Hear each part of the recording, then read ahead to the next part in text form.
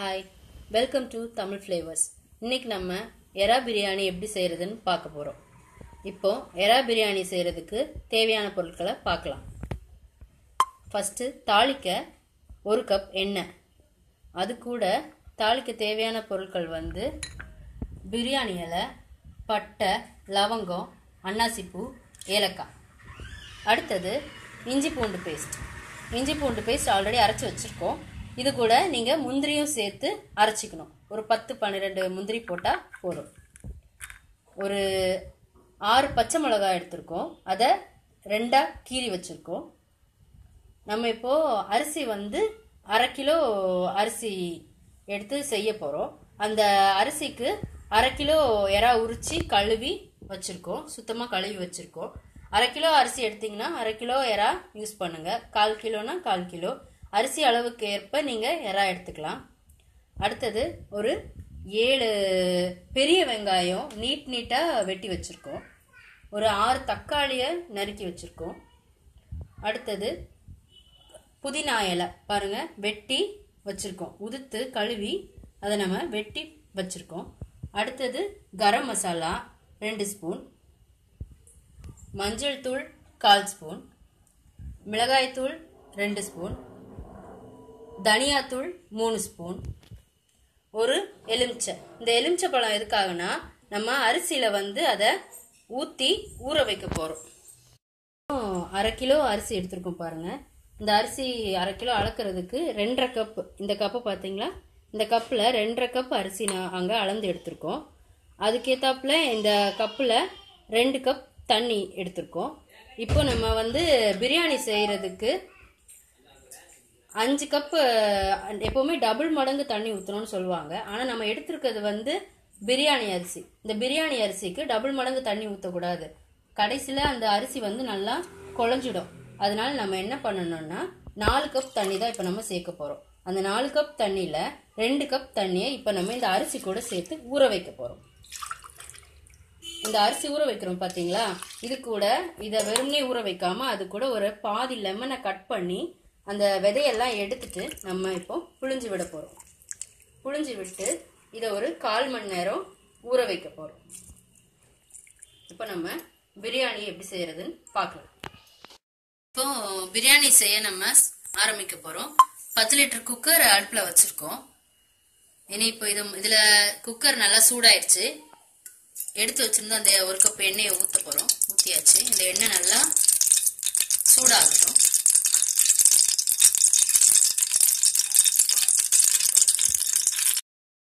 சூடாயிடுச்சு பாருங்க. நம்ம இப்ப இதுல தாளிக்கக்கூடிய பொருட்களை போட போறோம். பிரியாணி இலை, பட்டை,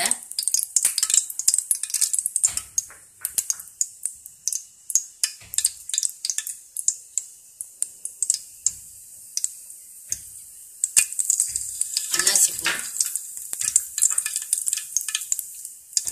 கிராம்பு,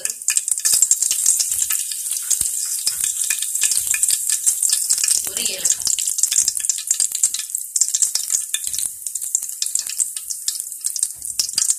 இந்த பட்டை, லவங்கம் இதெல்லாம் இந்த ஸ்மெல் பிடிக்காதவங்க இதை கம்மி கூட பண்ணிக்கலாம். இல்லை இந்த ஸ்மெல் ரொம்ப பிடிச்சவங்க இதை இன்னும் கூட கொஞ்சம் கூட போட்டுக்கலாம்.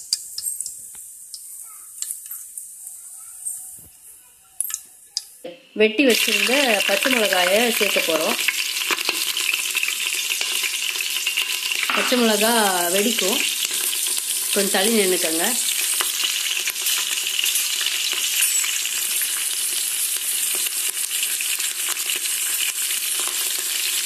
இந்த பச்சை மிளகாயை நீங்கள் எண்ணெயிலே நல்லா வதக்குங்க, நல்லா ப்ரௌன் கலராக ஆகட்டும்.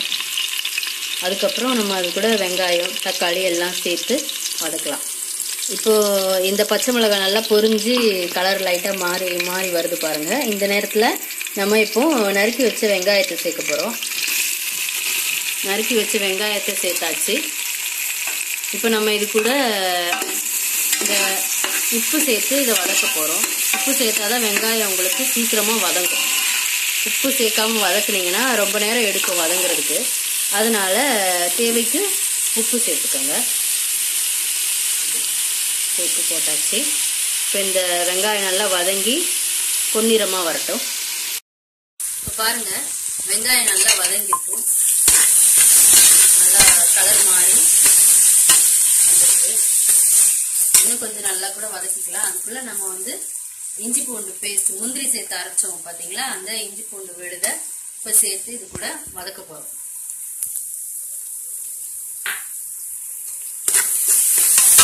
இந்த இஞ்சி பூண்டு பேஸ்ட்டை விட பச்சை வாசனை போற வரைக்கும் நல்லா வதக்கிக்கோங்க.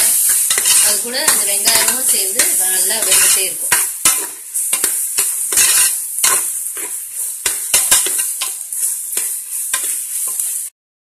இஞ்சி பூண்டு பேஸ்ட்டும் நல்லா மிக்ஸ் ஆகி பச்சை வாசனை போயிடுச்சு. இப்போ இது கூட நம்ம நறுக்கிய தக்காளியை சேர்க்க போறோம். இந்த தக்காளியை நல்லா வதக்கி நல்லா மசிஞ்சு வரணும். இந்த தக்காளி அது வரைக்கும் நல்லா வதக்குங்க.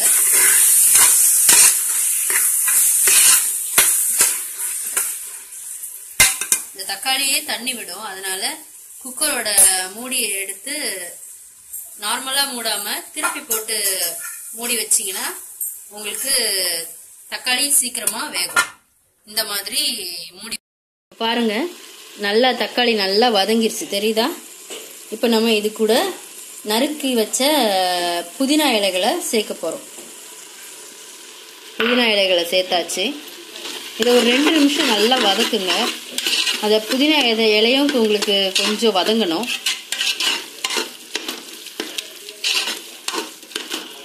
இந்த புதினா இலை வதங்கின பிறகு நம்ம கழுவி வச்சிருக்க எறாவை சேர்க்க போறோம். இது கூட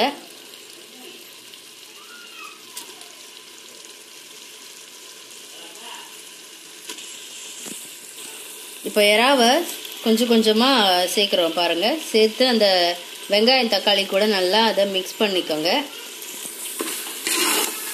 நல்லா கலந்து விட்டுக்கோங்க. இப்போ நம்ம கலந்தாச்சு. அடுத்தது நம்ம இது கூட எல்லா மசாலா பொருட்களையும் ஒவ்வொன்றா சேர்க்க போறோம். முதல்ல நம்ம மஞ்சத்தூள் சேர்க்க போறோம். அடுத்ததா மிளகாய்த்தூள், அடுத்தது தனியாத்தூள் சேர்க்க போறோம். அதுக்கு அடுத்தது கரம் மசாலாவை சேர்க்க போறோம். கரம் மசாலாவை கொஞ்சம் முதல்ல போட்டுக்கோங்க. இப்போ இந்த மசாலாவையும் எறா கூட நல்லா கலந்து மிக்ஸ் பண்ணி அந்த மசாலாவோட பச்சை வாசனை போகிற வரைக்கும் வதக்குங்க. அந்த எண்ணெயிலே வதக்கணும். இது வரைக்கும் நீங்கள் தண்ணி ஒரு சொட்டு கூட சேர்க்கல. எல்லாமே அந்த தக்காளியில் உள்ள தண்ணி, எறால இருந்து விடுற தண்ணி, இதுலேயே இந்த மீன் எறா வெந்து வரும். இந்த எறா நல்லா வெந்துட்டு இருக்கு தெரியுதா? இப்போ இந்த எறா கூட மொத்தம் நம்ம வந்து இந்த எறா பிரியாணிக்கு தேவையான தண்ணி வந்து 4 கப் தண்ணி. இப்போ இதுல 2 கப் தண்ணியை நம்ம அரிசியில ஊற வச்சிருக்கோம். மிச்சம் 2 கப் தண்ணி இருக்கு இல்லையா, அந்த தண்ணியை வந்து இப்போ நம்ம இந்த எறா கூட சேர்க்க போறோம். சேர்த்தாச்சு. இப்போ இந்த தண்ணியிலேயே இந்த எறா வந்து கொஞ்சம் வேகணும். எறாவை முதல்ல தனியா வேக வச்சுக்கணும். இந்த தண்ணியிலேயே எறா வெந்ததுக்கு அப்புறம் தான் நீங்க அரிசி போடணும். எறா வேகிறதுக்கு முன்னாடி அரிசியை போட்டுட்டீங்கன்னா எறா உங்களுக்கு வெந்திருக்காது. இப்போ இந்த எறா நம்ம போட்டிருக்க மசாலா, புதினா, தக்காளி, வெங்காயம் எல்லாத்தோட இந்த ஃப்ளேவரோட மிங்கிள் ஆகட்டும். இப்போ இது கொதிக்கட்டும், நம்ம பார்க்கலாம். இப்போ பாருங்க எறா நல்லா வெந்து வந்திருக்கு பாருங்க. நம்ம ஊற்றின தண்ணி எல்லாம் வத்தி எறா நல்லா வெந்தாச்சு. இப்போ நம்ம அரிசி ஊற வச்சோம் பார்த்தீங்களா, அந்த அரிசி அந்த தண்ணியோட சேர்த்து இப்போ நம்ம உள்ள கொட்ட போறோம். அரிசி போட்டாச்சு. இப்போ இந்த அரிசியும் சேர்த்து அந்த மசாலாவோட நல்லா கலந்து விட்டுக்கு போறோம். கலந்து விட்டுட்டு உங்களுக்கு உப்பு, காரம் எல்லாமே உங்க தேவைக்கேற்ப நீங்க பார்த்துக்கலாம். குக்கர் மூடி தம் வைக்கிறதுக்கு முன்னாடி நீங்க வந்து உப்பு காரம் எல்லாம் பார்த்துக்கோங்க. அதுக்கப்புறம் நம்ம உப்பு காரம் சேர்க்க முடியாது. சேர்த்தாலும் அது நல்லா இருக்காது, அவ்வளோ டேஸ்டா இருக்காது. அதனால இப்போ அரிசியை நல்லா கலந்தாச்சு. இப்போ பாருங்க தண்ணி நல்லா கொதிச்சு மட்டும் வந்துருச்சு. அரிசியோட அளவும் தண்ணியோட அளவும் சமமா இருக்கு.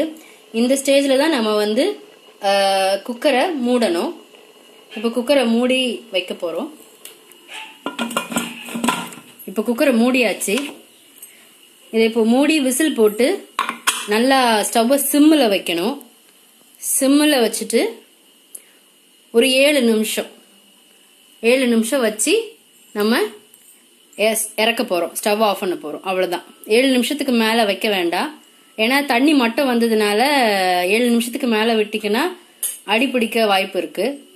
இப்போ இது தண்ணி மட்டும் வந்து நல்லா பிரியாணி வெந்து வரட்டும், பார்க்கலாம். இப்போ பாருங்கள், சுவையான எறா பிரியாணி தயாராகிருச்சு. இப்போ நீங்கள் வந்து நான் உங்களை 4 கப் தண்ணி ஊற்றிருக்கோம் நாங்கள்.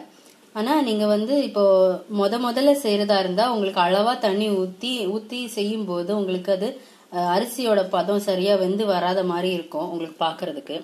அதனால நீங்கள் வந்து கூட ஒரு 1/2 கப் தண்ணி கூட சேர்த்துக்கலாம். இப்போ பிரியாணி ரெடி, சாப்பிடலாம். நீங்களும் செஞ்சு பார்த்துட்டு உங்களோட கமெண்ட்ஸை எங்களுக்கு ஷேர் பண்ணுங்கள். தேங்க்யூ.